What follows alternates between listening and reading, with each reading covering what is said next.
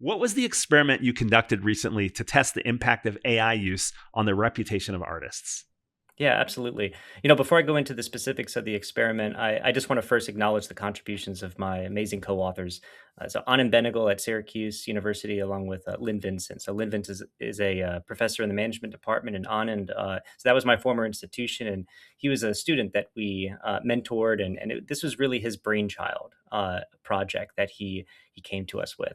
So in this experiment, and he has a background in music, which I don't. So that's what led to this initial first experiment focusing specifically on the music industry. Got it. So in this study, we looked at a couple of experiments. We ran a couple of experiments, but the first one in particular, and the one that's been kind of the one that's captured most attention, and that I discussed more fully in my article in the conversation.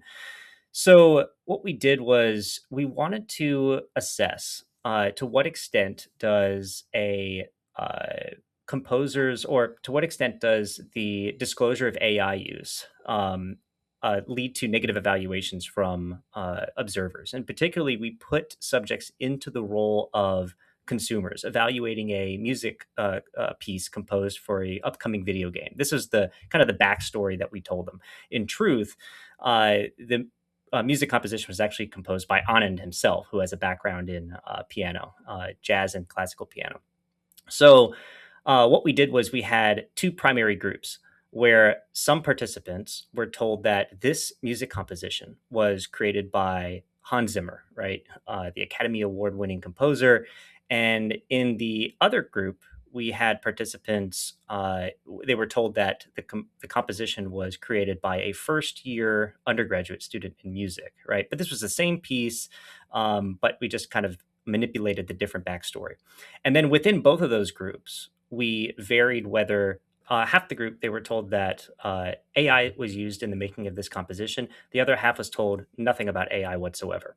Right. So what we ended up with was four different conditions where we varied the reputation of the composer and whether the composer used AI or did not use AI. And what this allowed us to do was to look at to what extent does disclosure of AI by a highly reputed or somebody, some novice in creativity, affects the evaluations of observers, of particularly consumers in this case. So I want to hear about the outcomes of the experiment, but what spurred you to conduct this? And then we'll get into what came from it.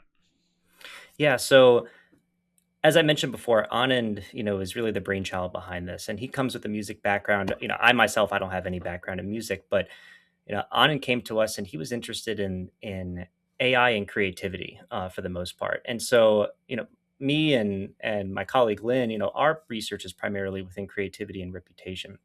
And we knew from the background of, there's been already some existing emerging research on how people evaluate creative output when AI was involved, right? And what we know from that research is that there tends to be this anthropocentric bias where when people know that, actually, first I should say that when people are given options between, they had to choose and evaluate whether which piece of art they like, or which piece, whether we're talking poetry or paintings.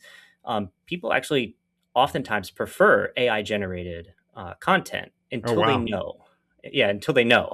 Once they know that it's AI generated, then they have an immediate aversion to it, and they prefer the human generated content. Wow. So this was kind of the backdrop. And what Anand was particularly interested in was, especially coming from his music background, was, well, what happens when we throw reputation into the mix of this, right? So typically, what we know from the reputation research is there's kind of two perspectives here. One is that people who have a strong reputation often are provided greater leeway to deviate from normative standards of behavior, right? So if we're talking about creators, we're talking about these individuals who using novel technologies or innovative tools, right? You're more likely to be perceived as forward thinking, innovative, provocative, whereas maybe a novice using some of these tools will be viewed as incompetent or lazy, or using it as a crutch as opposed to something that's really going to help generate or complement their own existing Mm. creativity.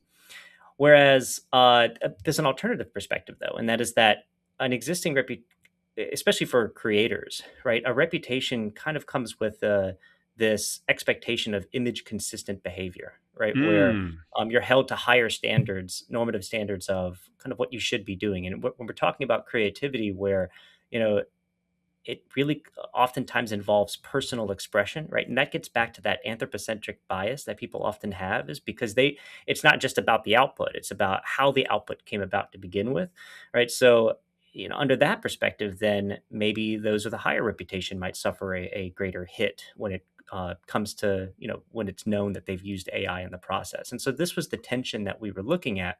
And yeah, so that's, Yeah, that's cool. Now that totally makes sense why you wanted to do the experiment, to kind of go further into those dynamics around reputation. So let's talk about what were the outcomes of the experiment.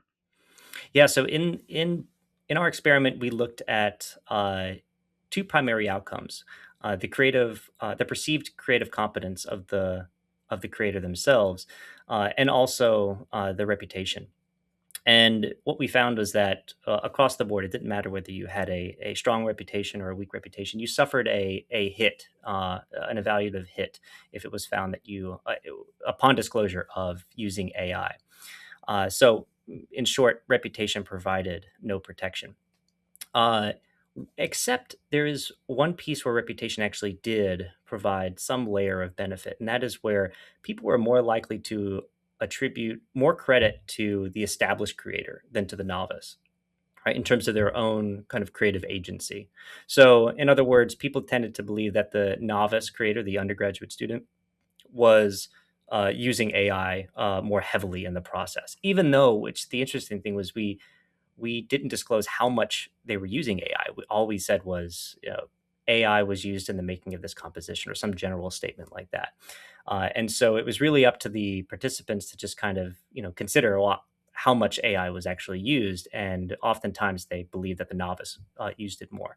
The thing was, though, even though they were more likely to attribute greater creative agency to the reputed composer, it wasn't enough to offset the reputational hit.